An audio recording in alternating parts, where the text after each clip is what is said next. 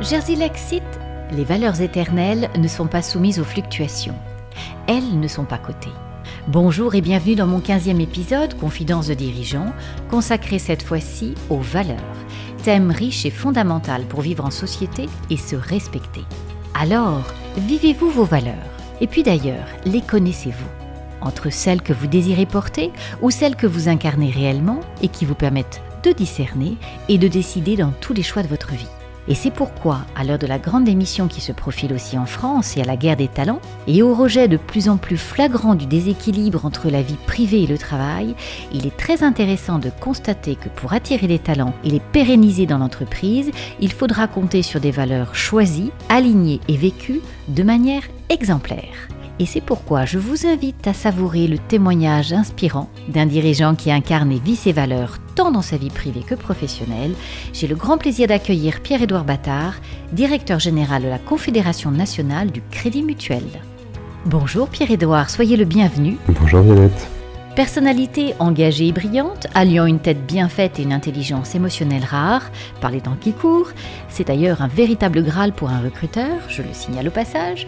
Polytechnicien, Pierre-Édouard, vous poursuivez vos études à Sciences Po, les cabinets ministériels vous ouvrent les bras, remarquez très vite, vous débutez votre carrière aux côtés de Michel Sapin, puis faites le grand écart entre le monde du public pour rejoindre le monde du privé en rentrant à la Confédération nationale du Crédit Mutuel, assurant ainsi un passage réussi correspondant à votre idéal de valeur.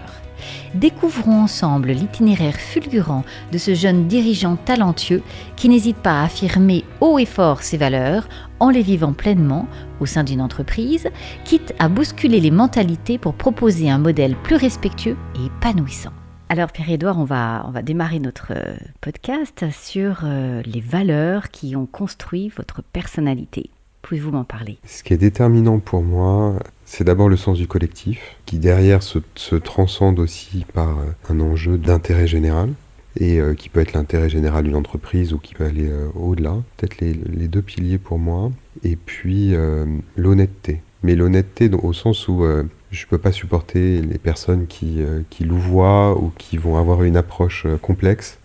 Quand on construit ensemble, quand on dialogue, quand on travaille ensemble, si chacun est transparent sur ses contraintes, on trouve des solutions. En fait, vous recherchez l'authenticité. Exactement. La transparence. Quels étaient vos rêves d'enfant? Enfant, je ne sais pas. Ce que je sais, c'est que à 18 ans, je voulais être riche et rouler en Ferrari. Puis à 20 ans, je me suis rendu compte que c'était absolument pas ce qu'il me fallait et que j'avais plutôt envie de changer le monde et d'être utile à la société. Et ça s'est fait par des rencontres et puis un engagement associatif qui a été déterminant. Qui vous a inspiré vos choix d'études, notamment pour Polytechnique et Sciences Po après?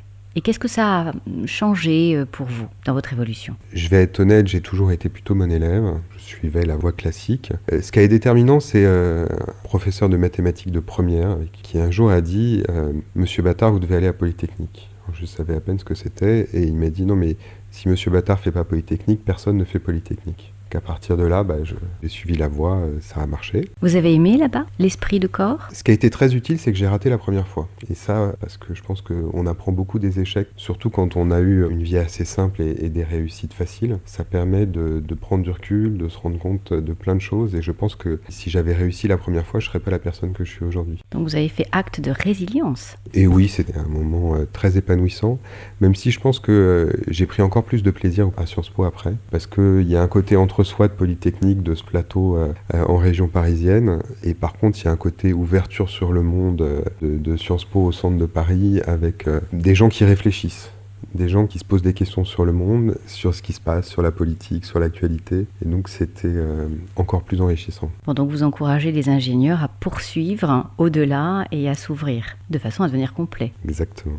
Qu'est-ce qui vous a motivé pour rentrer dans un cabinet ministériel? Justement, c'est qu'à un moment donné, quand je me suis posé la question de me dire mais si j'ai envie d'être utile à l'intérêt général, la logique est d'aller plutôt vers tout ce qui touche au secteur public. Et puis à un moment donné, une forme d'engagement politique. Je ne me voyais pas nécessairement en élu de la République, mais en serviteur de l'État et être auprès d'un ministre quand on est en phase avec le projet du candidat et ensuite du gouvernement, c'est la bonne place. Alors comment avez-vous géré le poids de vos responsabilités à ce moment-là? Parce que vous êtes tout jeune, vous êtes remarqué, on vous donne cette opportunité, mais comment gérer? Et puis surtout sur la durée, ça a duré 5 ans. Ce qu'il faut voir, c'est que, tout cas tel que je l'ai vécu, une campagne électorale, il y a un côté très artisanal, avec plein de contributeurs, mais au final peu de gens qui écrivent. Donc j'avais énormément contribué par plein de petits papiers sur tout le programme. Et donc c'était la suite logique ensuite d'aller au cabinet pour accompagner la mise en œuvre, d'abord sur les sujets travail. Ce qui a toujours bien marché pour moi, à cette époque-là comme après, c'est l'humilité, le respect, l'expertise des gens. C'est-à-dire que, parce qu'en fait, quand on est auprès du ministre, on pilote l'administration. Et donc il y a deux façons de faire. Il y a arriver et dire aux administrations, c'est moi le chef et je sais mieux que vous. Généralement, ça marche pas très longtemps, ou en tout cas, c'est pas ma façon de faire.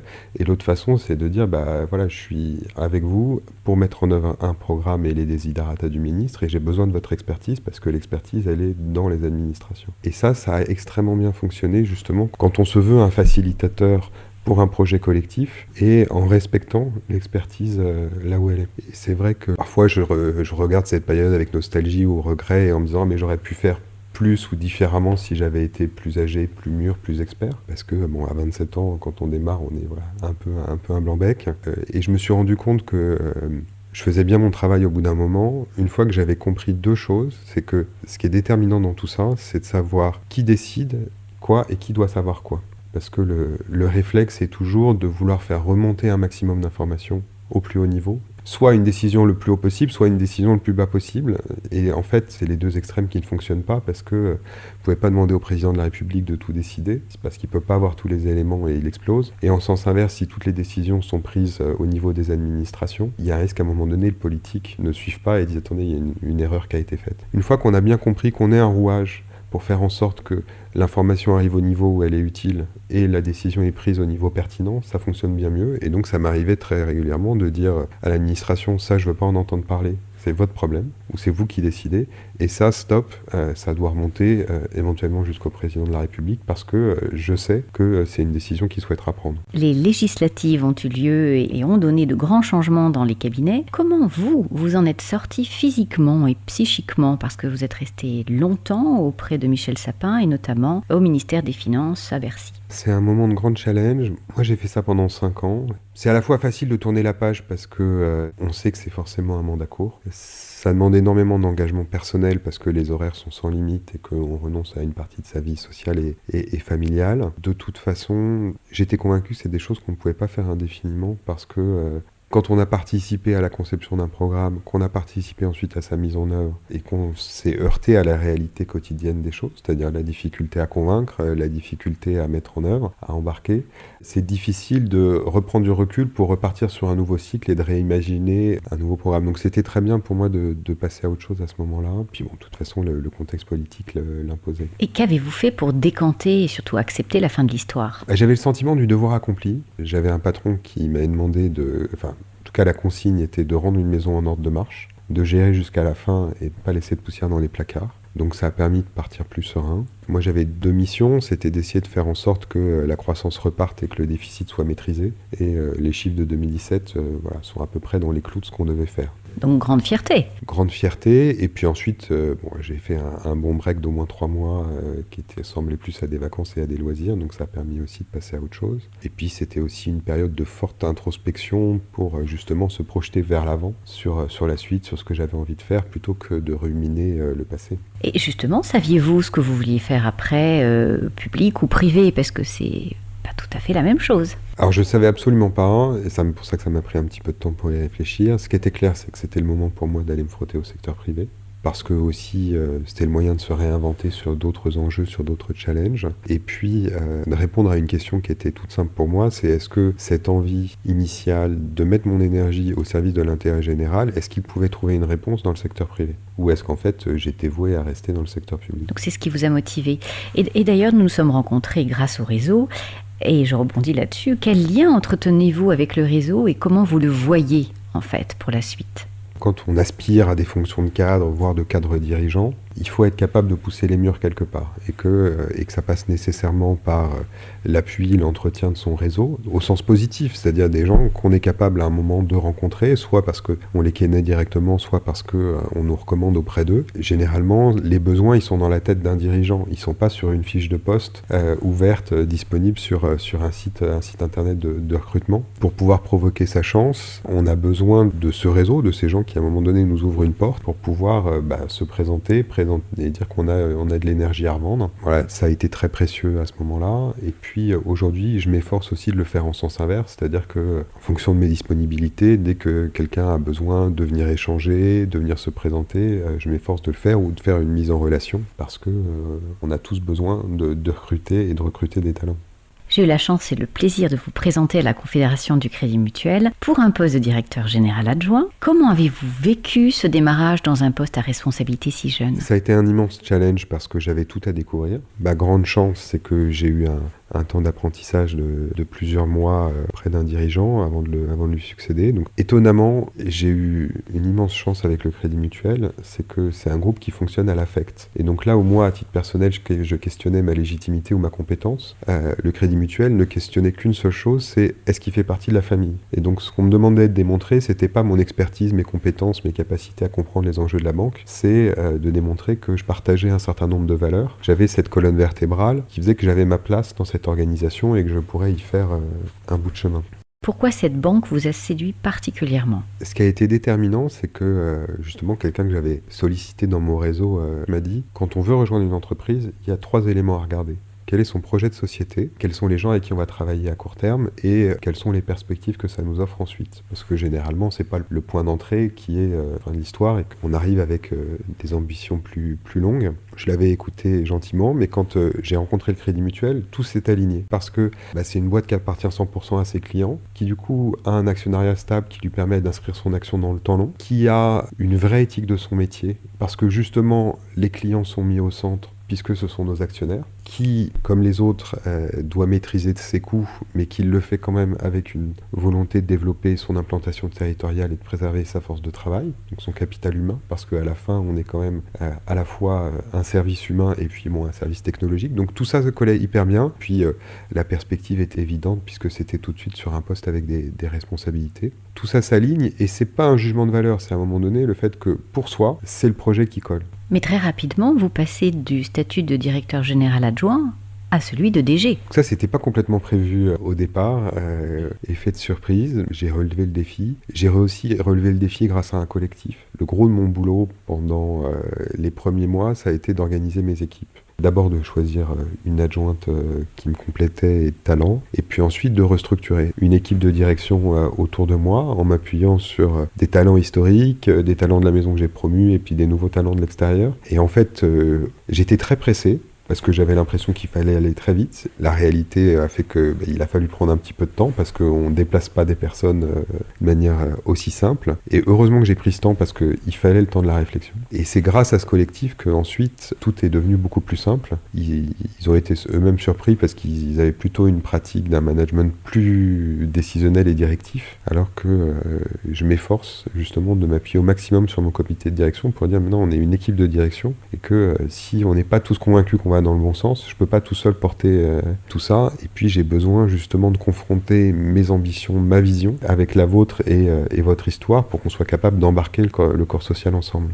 Que représente pour vous le dirigeant complet et son type de management ? Pour moi, le fait d'être dirigeant, c'est d'être au carrefour des enjeux. C'est-à-dire c'est celui qui est capable de, à un moment donné, réunir l'ensemble des enjeux, parce que une question, une décision, elle n'est pas juste financière, métier, juridique, communication, etc. C'est la frontière de tout ça. Et donc, d'embarquer ce collectif d'expertise, chacun qui est responsable sur son sujet, et construire une réponse transversale. Donc ça nécessite un peu de compréhension sur tous les sujets, mais on ne peut pas être expert sur tous les sujets, il faut l'assumer et le reconnaître. Et puis, intégrer une part de vision. Et souvent, ce que je dis à mes équipes, ça les surprend, c'est que, en fait, je ne suis pas dirigeant parce que je suis meilleur que vous ou plus sachant. C'est simplement que ma responsabilité, elle est différente. La vôtre, c'est de diriger votre secteur, vos équipes, d'être expert sur vos sujets.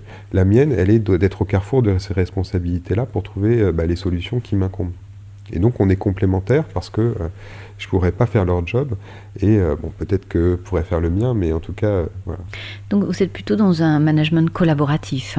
C'est déterminant parce que si on est trop vertical, pour prendre une expression récente, je pense qu'on ne facilite pas l'épanouissement des collaborateurs. Ça peut être nécessaire à un moment donné parce qu'il y a une urgence, parce qu'il faut aller très vite, parce qu'il y a des enjeux de transformation. C'est aussi parce que c'est dans l'ADN du Crédit Mutuel, c'est ce principe de responsabilité. Plus on facilite la prise de décision, au plus près de la réalité des enjeux, plus on permet aux gens de se sentir plus grands, plus épanouis, mieux le collectif se porte. Quelles sont les grandes réalisations récentes dont vous êtes fiers ?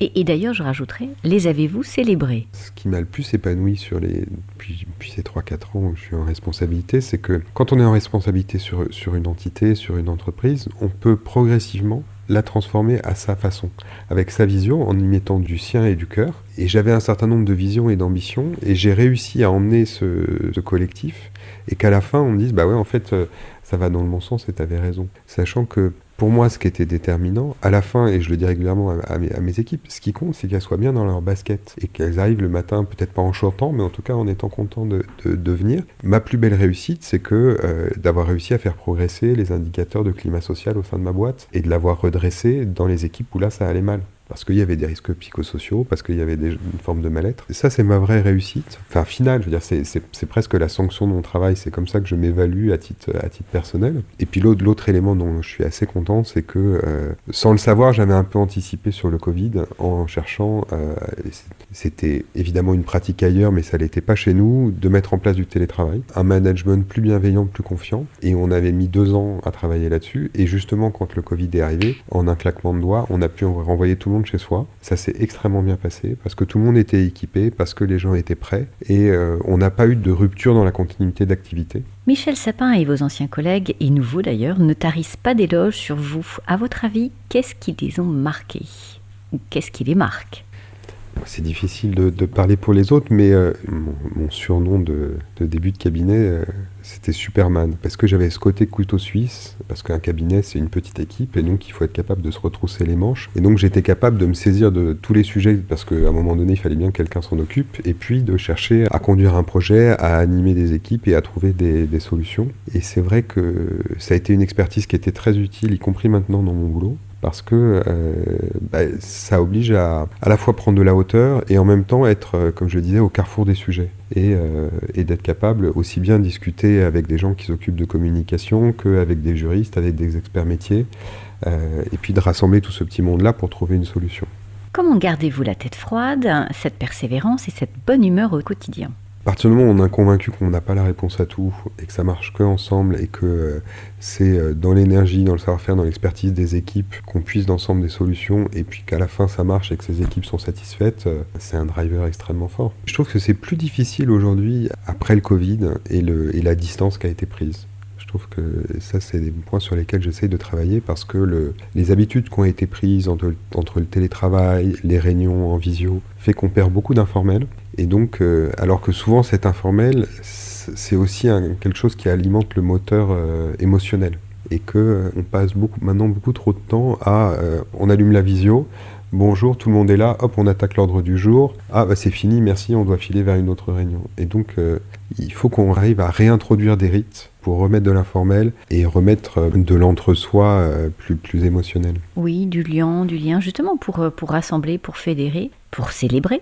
Et j'en reviens toujours à ça. Est-ce que vous le célébrez, toutes vos réussites, avec réussite collective avec l'ensemble de vos collaborateurs ?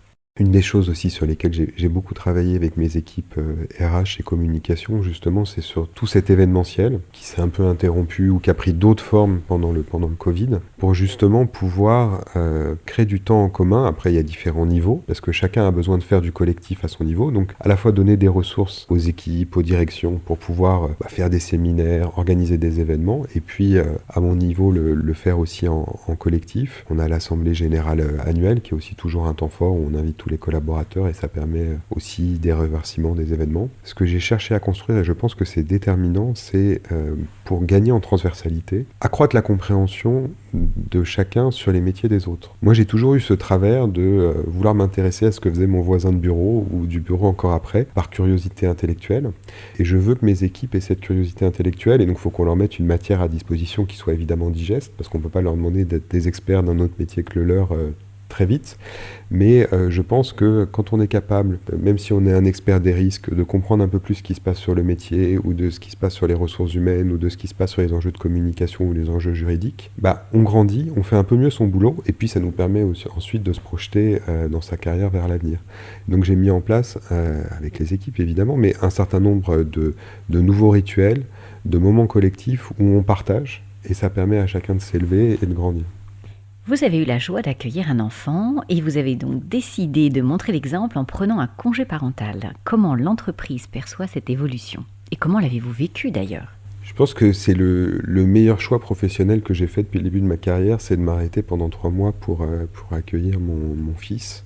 C'était une évidence dans ma relation de couple d'être à 50-50 dans cette aventure. C'était même une condition à cette aventure. J'ai eu la chance d'avoir un patron compréhensif. De toute façon, je l'avais appelé pour lui dire que c'était non négociable. Mais son réflexe était de dire « Génial, vas-y, fais-le sans hésiter ». L'accueil a été, je dirais, extrêmement positif. Bon, évidemment de la communauté des femmes, mais aussi notamment les hommes plus âgés, qui tous m'ont dit mes enfants ont grandi trop vite, je regrette de ne pas leur avoir consacré plus de temps et tu as totalement raison. Et ça a été une expérience personnelle extrêmement forte. Et puis professionnellement, ça a permis de montrer que j'étais pas indispensable, de mettre tout le monde en responsabilité. Quand on n'a pas été là pendant 3 mois et que la boîte a continué de tourner, ça confirme qu'on n'est pas indispensable. Ça a permis à mon adjointe, à qui j'ai confié les rênes, de s'éclater, puis de participer aussi pour démontrer qu'il fallait plus de femmes exécutives chez nous et au-delà. Et puis ça s'est passé comme je l'imaginais, c'est-à-dire que quand je suis revenu, tout le monde a oublié que j'étais parti au bout de 3 jours, et moi aussi. Donc la reprise s'est faite dans de bonnes conditions. On a toujours l'impression que d'une semaine à l'autre, les sujets, les enjeux, tout change, mais en réalité, d'un mois à l'autre, il y a quand même beaucoup de permanence, parce que les chantiers n'avancent pas aussi vite qu'on les imagine. Donc non, c'était vraiment une expérience très forte, très chouette. Et puis, au-delà de ma personne, l'envie de pouvoir dire aux hommes, allez-y. À mes collaborateurs, allez-y, et même c'est presque votre responsabilité de le faire pour vos compagnes, et l'entreprise doit trouver des solutions pour ça. Donc je trouve ça très chouette que le gouvernement précédent ait augmenté la durée du congé paternité légal. Je pense qu'il faudra réussir à aller plus loin. Pour moi, c'était plus facile parce que voilà, j'avais les moyens de m'arrêter pendant 3 mois. Je peux comprendre que ça n'est pas le cas de tout le monde, mais je pense qu'on doit tendre vers ça, de façon à ce qu'à un moment donné, une parentalité soit pour l'entreprise un moment à gérer, des solutions à trouver, mais pas une question de femme, une question presque non genrée, parce que aujourd'hui, quand un homme annonce qu'il va être père, on lui tape dans le dos et puis on passe à autre chose. Une femme, on a l'impression que c'est un problème à gérer, donc il faut que ça soit identique dans les 2 cas, en tout cas du point de vue de l'entreprise. Je pense que ça facilitera beaucoup de choses sur la prise de responsabilité et la carrière des femmes. Et puis je suis sûr que les hommes, en tout cas ceux que je peux côtoyer et ceux que j'ai inspirés chez moi ou à qui j'ai dit mais vas-y fais-le, ils sont revenus comme moi épanouis et ravis d'avoir pris ce temps. Moi je l'assume, c'est un engagement militant. Et je peux comprendre que tout le monde ne me suive pas sur cette voie-là. Je pense que pour les entreprises, d'un point de vue purement mercantile, économique et non politique, c'est un enjeu déterminant. Parce que pas être capable aujourd'hui de promouvoir des femmes sur des postes à responsabilité ou constater, et c'est le cas, qu'on est très loin de la parité, ça veut dire que l'entreprise se coupe d'un vivier de talent. Ça veut dire qu'elle recrute ses cadres que dans 50% de ses effectifs et que à la fin, elle est probablement bien moins performante que si elle avait su promouvoir l'ensemble de ses talents. Et donc c'est aussi un enjeu économique au-delà d'être un enjeu politique. Un grand merci pour toutes les femmes qui vivaient, parce que c'est vrai qu'il y a des sujets délicats avec la maternité. Bravo, parce que c'est un engagement, c'est militant, et puis ça ouvre des perspectives pour tout le monde. Pierre-Édouard, quelle est votre devise ? C'est une bonne question. Je pense que ce qui va me caractériser, en tout cas dans la vie professionnelle, c'est la confiance dans les gens. C'est-à-dire qu'à un moment donné, moi je crois dans mes équipes, je crois dans mes collaborateurs, et donc à partir de là, j'ai envie de leur confier des responsabilités. Et c'est pour ça que je crois au collectif et que je délègue. C'est-à-dire que des entreprises, c'est d'abord des femmes et des hommes, Et donc, il faut faire confiance. Après, ça implique plein de choses, hein. Ça implique le droit à l'échec, ça implique un management bienveillant, être capable de tirer des enseignements. Mais de base, il faut que la confiance, elle soit là. Même si c'est pas toujours simple, parce que en tant que dirigeant, j'ai aussi appris que y a des moments où on doit se séparer de collaborateurs, on doit les recadrer, on doit leur dire que ça va pas. Et c'est pas des moments faciles. Mais c'est des choses sur lesquelles j'essaye de faire évoluer la structure, évoluer les comportements. Et donc ça prend du temps parce qu'on est sur de l'humain, on est sur des méthodes de management. Mais grâce à une super DRH, on a mis plein de choses en place pour justement faire évoluer ces pratiques, ne plus être dans quelque chose de très vertical, avec un management visuel, parce que je veux mes équipes pour leur taper sur le crâne, mais au contraire, je fais confiance, je délègue, j'accompagne, et puis je mets en place aussi beaucoup de feedback. Enfin, en tout cas, ce que j'ai découvert, c'est que les gens ne se parlent pas. Ça a pu arriver qu'on vienne me voir en me disant « mais avec cette personne, là, ça va pas du tout, il faut qu'on s'en sépare ». Je dis « d'accord, mais tu lui as dit ?» « Non. » « Tu as fait au moins un entretien annuel où tu as formalisé le fait que ça n'allait pas ? » « Non. » En fait, non, on va pas se séparer de la personne. Tu vas, en étant accompagné par l'équipe RH, lui parler, et puis voir si on est capable d'avancer, de construire des solutions. Puis bon, si ça fonctionne pas, on se séparera peut-être. Pierre-Édouard, merci beaucoup pour cette conversation authentique, chaleureuse. Ça fait extrêmement plaisir d'entendre un dirigeant qui considère les équipes et qui a un idéal fort. J'en profite pour souhaiter à tous nos auditeurs une excellente rentrée, pleine de promesses, d'enthousiasme et de bonne humeur.